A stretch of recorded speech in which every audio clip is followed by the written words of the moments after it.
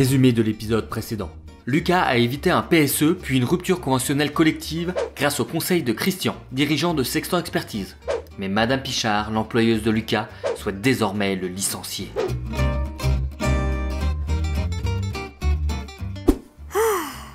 Si on pouvait licencier plus facilement, on embaucherait plus? Ah bon, me licencier plus facilement, ça permet d'embaucher?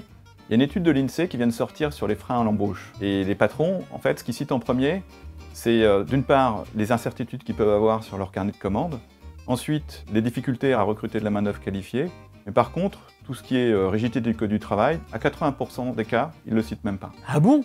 Mais on en entend tellement parler. En tout cas, maintenant, ça va être beaucoup plus simple. Les nouvelles ordonnances prévoient la création d'un formulaire type. Pas bête. Pas très humain non plus, hein. Mais pas bête. Avant, il y avait un truc sur lequel il ne fallait pas se planter, c'était la lettre de licenciement. Il ne fallait pas oublier de mettre le motif. Sinon, le licenciement pouvait être considéré comme abusif, c'est-à-dire sans cause réelle et sérieuse. Ah oui, je me disais bien que j'avais oublié quelque chose. L'erreur de forme ne remet plus en cause le bien fondé du licenciement. Maintenant, s'il a oublié quelque chose, l'employeur pourra compléter sa lettre après l'avoir envoyée. Bon bah, je vais quand même la poster. On a tous le droit à une seconde chance. Sauf vous, vous êtes viré.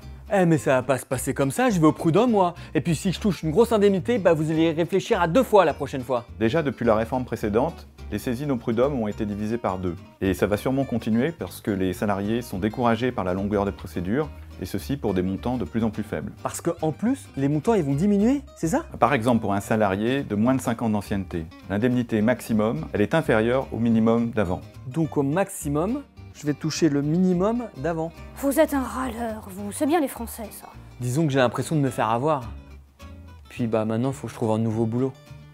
La suite dans le prochain épisode. Alors en attendant, abonnez-vous, partagez la vidéo et mettez des pouces bleus.